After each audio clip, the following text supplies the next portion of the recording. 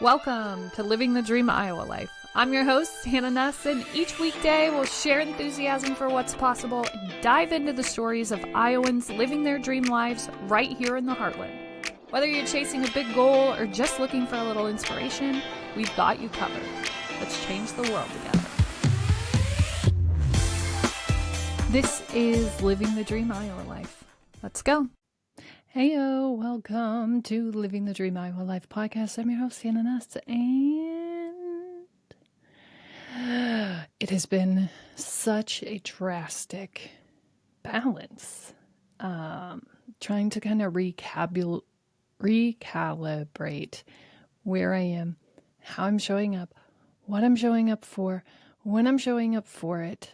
We kind of threw a lot of different things into the mix after the summer and launched on a book tour. And I think in the newness of anything, there's always all this buildup, all this excitement, all this gotta do, I don't know what I'm doing.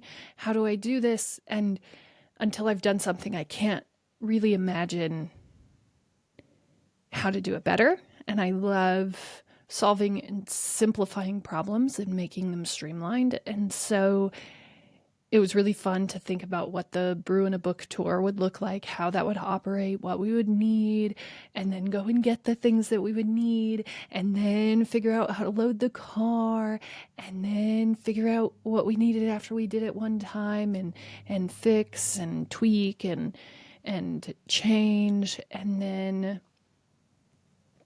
yeah, we did it. It was awesome. And now I have things that I can change and perfect, and that's kind of my favorite part. I love to streamline and simplify.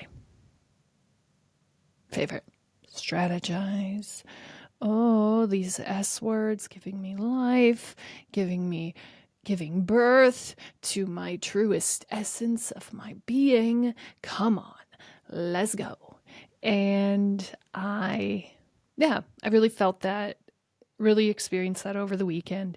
Got to do a second stop on my Brew in a Book tour, and it was life-giving.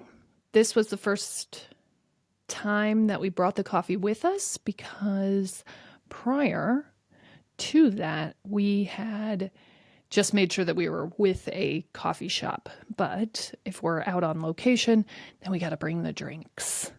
And so this was the first time that we were offering our own brews, and it was amazing. It was simple and wonderful, and now my brain gets to go to work. How do we do this better? How do we recreate this? How do we implement this in all of the work that we're doing? And I think that that's what we're going to talk about today, where I journaled about faith very specifically, and about how troubling and misleading faith can be, because I kind of grew up in this environment where faith was an ask and a demand, and if you don't receive it, then just keep praying for it. Just keep praying for it. And of course, there are all those songs. Some of God's greatest gifts are unanswered prayer. But that is faith to me. And I grew up in a place where we would be toppled if the thing that we prayed for didn't happen. There would be no reprieve. There was no silver lining. There was no one looking for the brighter side of things. And for me, going into adulthood, that was almost like overdone, over exuberant. I was in the searching for a yellow lining, that everything was going to be fine. And maybe that is why I am where I am as early as I am, because I did have that appreciation and that understanding of what faith actually is. And faith isn't, oh, please, Lord, please see me through this. Please, I need the money tomorrow. And then waiting until you have the money to like write the check. Faith is writing the check and knowing that it's going to be there, even though you have no idea how. And I feel like this year that has really been a test for me. In this year of knowing, KNOW, in this year of know, for me, it has been going and knowing that this is where I'm supposed to be, knowing that wherever, and this is the silver lining part, wherever I am led is exactly where I'm supposed to be. And, ooh, I think that's what's missed. Not that we have to be grateful that someone gets sick or someone gets injured or that, we have a life-altering injury. Not that we have to sit in those moments and go, oh, I should be grateful. This is going to lead somewhere amazing. No, we can be angry. But this steady peace,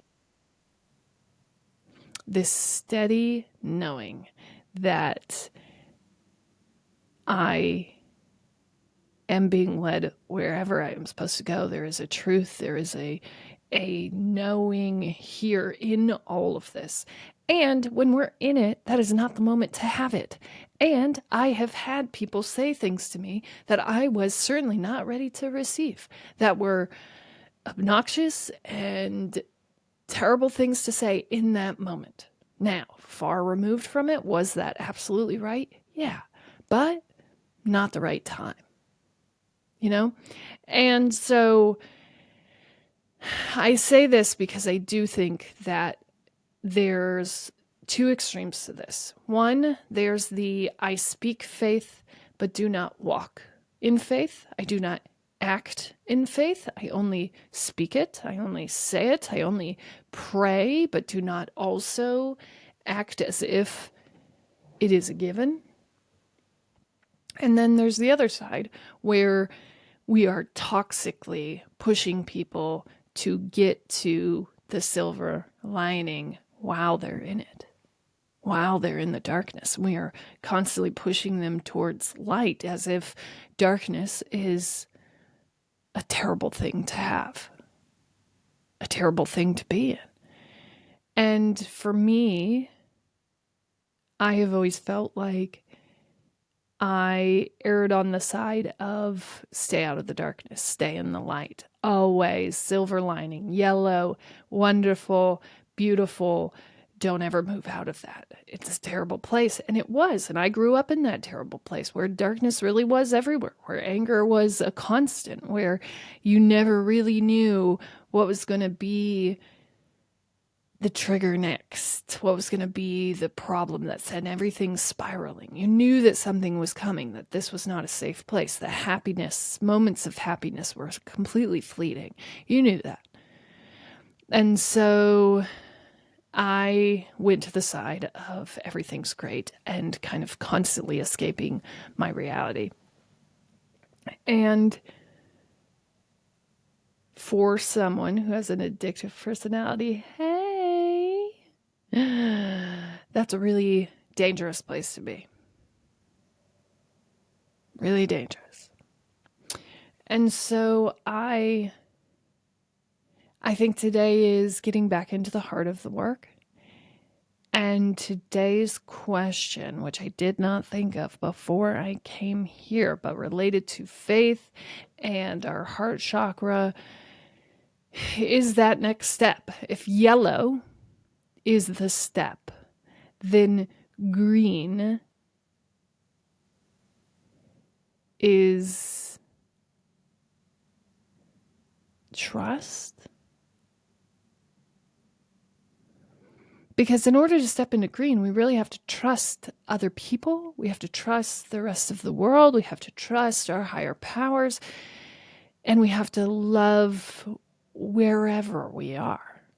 And I think for me, yellow had been so important because I was finally acting as if I believed in the things that I wanted. I was finally moving towards something I said. And for the longest time, I just said and recycled, and said and dreamt and recycled, and said and dreamt and recycled.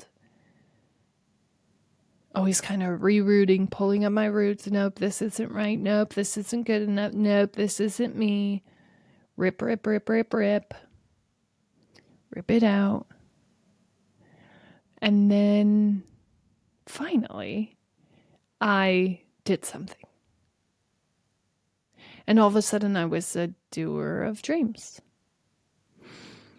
And all of a sudden, I was in this very yellow existence, this very real and wonderful world.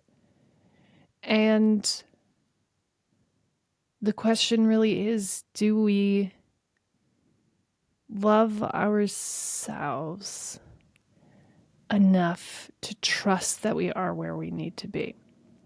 And this is complicated because we'd have to love every part of our story. And certainly there are pieces of our story that we go, ugh, no, I don't want to relive that. I don't know what that is. I don't want to think about that. I don't want to talk about that. I want to act as if that never existed. I don't want to talk about how angry my home was. I don't want to talk about how just wild it was to grow up on eggshells, to not really feel, I don't know, I felt love, but not in a traditional way. It was sort of this coveted thing that I don't remember all that well. Like, I don't remember hugs or cuddles. Yeah, it's really quite strange. And I don't want to relive that, rehash that, think about that. That is kind of the roots of who I would come to be in this world. I don't want to think about that. I don't want to go back there. I don't want to own that. I don't want to own that my dream died and I sort of threw the rest of my life off the bridge with it. Like, okay, then dreams are just done forever. I'm never going to do dreams. I'll just be less of a person forever. That'll be fine. It'll be fine. We'll just do that. I don't want to think about that. I don't want to talk about that. I didn't want that to be the start of my brightly colored writing career. That sadness, that pain. I don't want to write those words. And I didn't really want to admit that I experienced any of this because I was always happy. I was always bright. I was always everyone's relief. I was, yes, the cause of a lot of anger because I was a lot of energy, a lot of excitement, a lot of just everything. Just power and flamboyance and pumped and everything until I got proper outlets. Just everything. I was a lot. And I was the source of anger, but I was also the source of a lot of happiness. Because I was so light and I had this really great ability to sort of float above all of the heaviness. And that probably brought to you by older sisters who certainly protected me from a lot. But I had been escaping my darkness for so long. I didn't know how to exist with both worlds. I didn't know if that was something that was possible or safe or necessary or scary. And I think faith is really admitting and accepting that this is who you are and this is where you're supposed to be. And love, which sounds so silly, and as I write a book on self-love, essentially, it really is that deep acceptance, whereas yellow is more about the accountability and the ego check moment. green is really about the acceptance of self, the acceptance of path and journey and life story, the acceptance of light and dark, the acceptance of the truth of our existence, which is that every person is all of these things. And every person is worth loving and giving grace and acceptance, even when they don't deserve it. Because you have gotten grace and love and acceptance when you did not deserve it either, from people who are more whole and healed than you were. And so once we step into that, we really understand and accept the path that has been carved for us.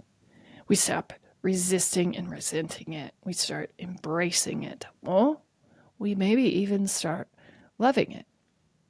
Because in this faith, higher power journey, we begin to understand that love is everything, that this green and yellow piece really are the ability to step into these higher powers, these better, more truthful understanding. That really is it. And, I think as I go out and do more of these book tours and signings and author talks and readings and just all of these amazing things,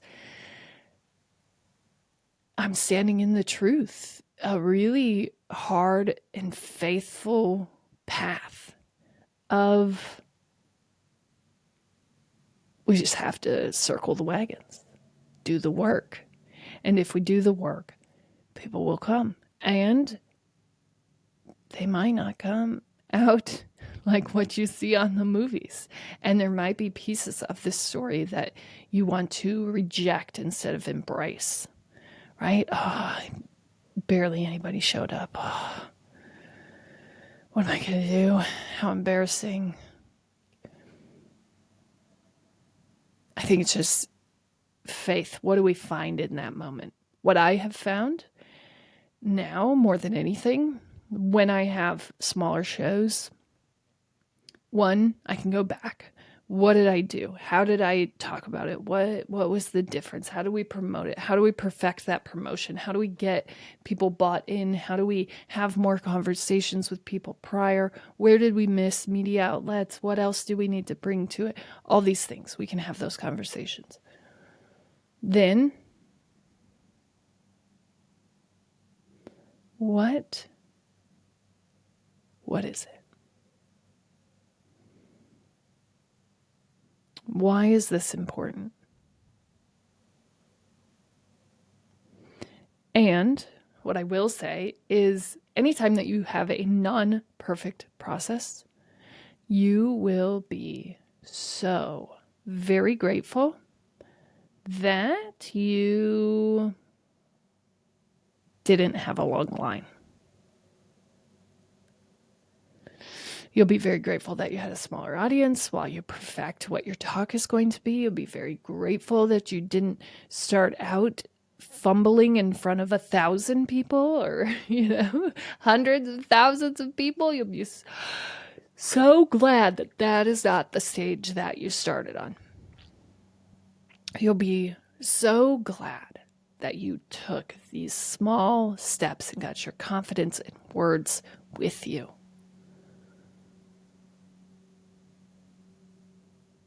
And definitely the last couple of book talks, I felt that. Oh, man.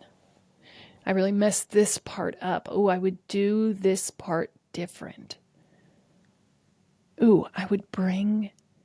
What would it look like to actually bring coffee with us? What would it look like to develop custom drinks that go along with the book?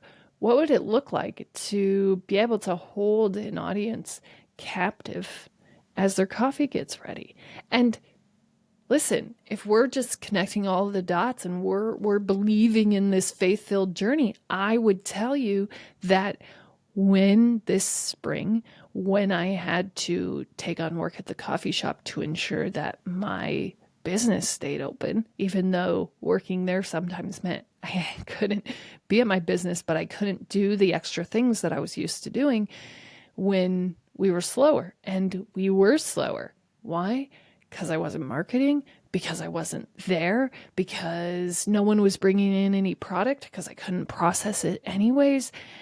We were just at a standstill. And because we were at a standstill, I had to pick up something else. And usually I would pick up more marketing clients, but I couldn't be on the computer because that would send me spiraling into symptoms again. And so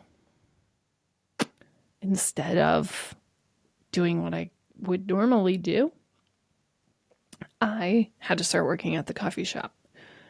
And initially, I remember Jordan, who is the keeper of sensibility in our house. Like, whoa. I think initially Jordan was really worried. I mean, what does this say about you? What does this say about us? What does this say? You're just working at a coffee shop. You own a business, but you work at the coffee shop. Like, come on. You have advanced degrees and you're being a barista in a small town. Like, come on, Hannah. And he's so great at that. He's so great at knowing what's acceptable and what's not, and making sure that we're asking the questions before we just dive in. And whether it was acceptable or not, it was what had to happen in order for the business to kind of survive whatever this was going to be, however long this was going to take. And, let me count all of the ways that I am grateful that I took that step. Let me count all of the ways that I took that step and tried and applied myself. This wasn't, I'm a barista, I'm going to sit here. Like, I did that job the same way I do any job that I have. And I think over time, I got to experience what I experienced at the show, at the book fair. People will connect and conversate over coffee. It's just sort of vital to the existence of being around coffee. It's a part of what happens naturally. And so from my barista days, which still exist, which is why all of this has been very hard to balance. From my barista days, I figure out that I can bring coffee with me. I figure out how to make the drinks. I figure out what I can do, how I can source all of the products locally, and I just sort of live in that wonderful world. And any way that you write what has happened in the last year, one would say, this has not been your year. And they might have been praying, I might have been praying, for an escape from this, for a way out, for some sort of planned and projected reality that they were trying to get to on their own timeline. And I remember knowingly surrendering to the work and the rest at one point. And even though I was brewing coffee, that was at least a mental rest. Because once I got the work down, it was really methodical. It was systemized. It was, when I'm out of here, that is all that I think about. I just leave, and then I am just done. And the work that I did speaks for itself. People got their coffees or they didn't. There is no extra in this. And so really, if I could rewrite the whole year, I think becoming that barista, fully stepping into that role and loving my existence, my truth, my life, my path enough to just trust that this is where I'm being called and there's something that's supposed to happen here, even though in that moment it really did feel for a second like, ooh, this is a low blow, you know? This is a low blow to the keep the dream alive life that I'm trying to help people live. And true to everything that we do here. I'm not going to walk around that. This is the truth of the existence.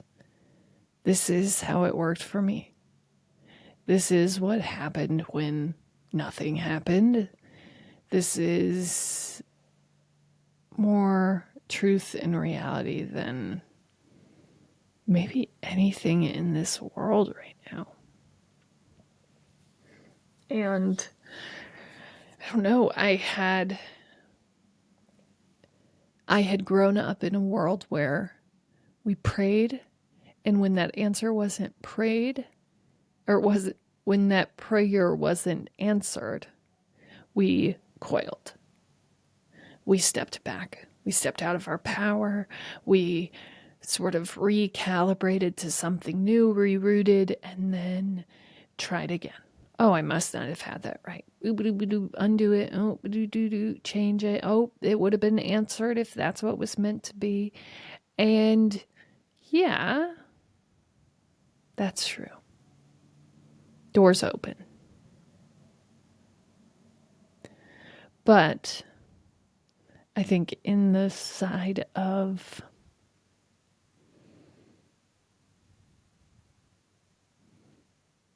we don't know what's coming next or where it might lead us, I think when we're there, love and acceptance of what is the most important. Is the truth teller of this life. And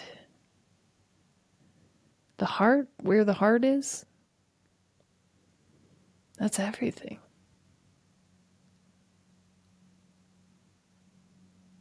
The heart of the work, the heart of your reality, the heart of your home, something that I'm writing about in an expansion part. That's what this was all about. Loving right where you are. Here I am.